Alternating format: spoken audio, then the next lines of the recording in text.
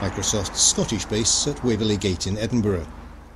One of its senior vice presidents is Bob McDowell, a proud Scot and a proud American. He's now based at its headquarters at Redmond near Seattle, but he travels back to Scotland several times a year. He's a member of the Global Scots Network, so he's a unique take on Scotland's place in the global IT market. It's important to us to have staff in country. We think part of any business success is relationship, and that's important in Scotland, both in the private and the public sector. That's why I'm over here probably 3 or 4 times a year, but others as well. And the business continues in these tough times to grow for us. In fact, the Scottish business for several years growing at a pace faster than the rest of the United Kingdom. So our sense is, although a small country, a country that's becoming more and more enthusiastic about taking advantage of technology advances to help market the country, help business market themselves, and to participate, although a small country, in a large global stage. But one of the problems about Scotland is that in the past it's almost tried to be all things to all people. Isn't it better for this country to be developing a series of niches, IT niches, for example, which will actually be much more sellable? I think it's really important for Scotland to understand that on the one hand, it has a great brand and a great representation in the world, but it's small. And you run the risk of saying things like, I'm an IT company or country, and what does that mean? Every country on earth will tell you they want to be an IT country. So what is it that's uniquely special? Where should Scotland focus its investment so it can leverage itself in a broader way? As an example, it's become a center for games, software games technology development, in part because of university support, government support, a natural enthusiasm in the community, and you're known not just to Microsoft or other companies in that regard. So I think whether it's a focus on food and drink, whether it's a focus on technology, whether it's a focus on tourism generally, it's really important that a country of this scale be really clear to the world about what's unique to them. Now, you've heard about the plans that Capgemini have had to create what they're calling a software factory. Do you think that's something that Microsoft could get itself involved with? I think an approach that says I'm going to provide a vehicle for talented young people in the technology arena to come work, demonstrate their skills, and focus on particular areas is a great idea to let companies like ours and others kind of see the quality of the resource in the country. Some companies may not be as familiar, for example, as Microsoft, of the strength in games technology.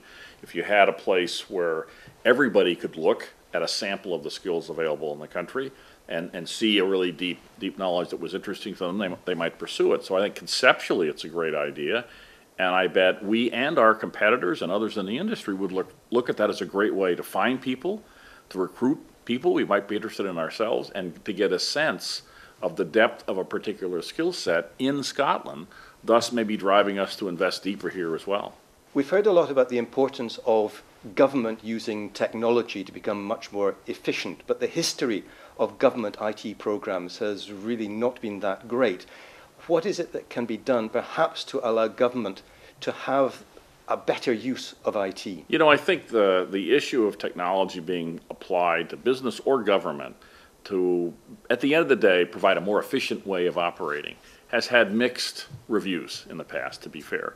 There are IT projects that have failed, not even just because technology didn't work properly, but because people are trying to apply information technology to an already inefficient process.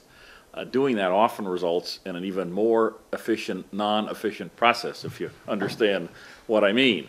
And I've seen that both in the private sector as well as the public sector. But I think the biggest impediment to IT delivering value is not IT failing, but a misunderstanding that one of the great values of IT is serving as a catalyst for people to rethink what they're doing, even question why do it in the first place.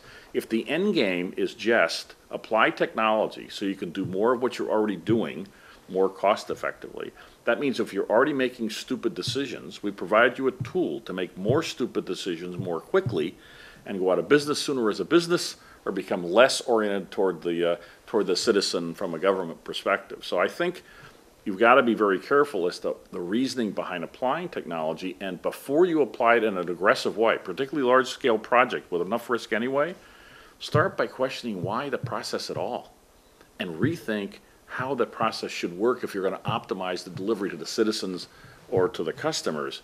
and then look at technology as a way to enable that. That's going to mean change, by the way. Some jobs will go away.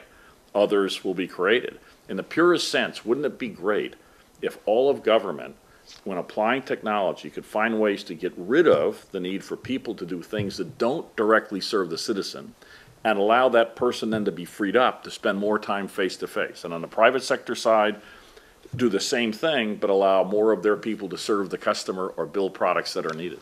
So does that make sense in the recent announcement, which would actually have a single procurement agency, something that's already developing here in Scotland? Absolutely, and maybe even think further. Maybe it isn't just about a single piece of government that provides centralized procurement.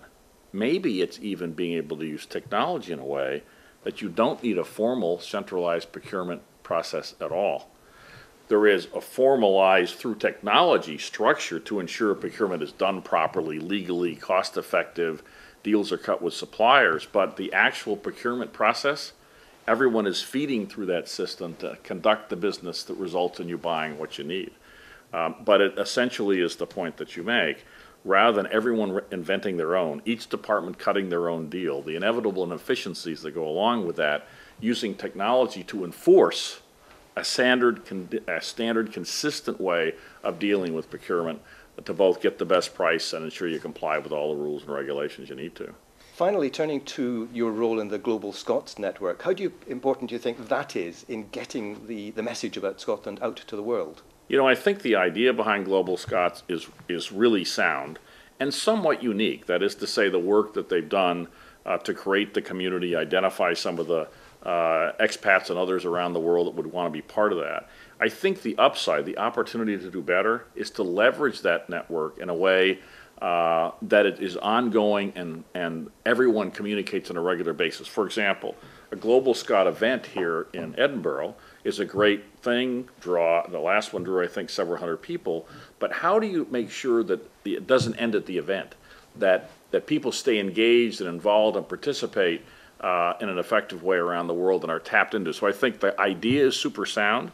It's a great base to begin from, but I think there's a lot of opportunity to leverage that, and again, technology can come into play with the whole social networking environment and the technology to support that through the cloud, for example. It enables, in this case, Scotland, to stay involved with that community and let the community stay involved as well in ways they couldn't otherwise do. I think the upside there is more engagement, more feedback, and more commitment to help Scotland from around the world.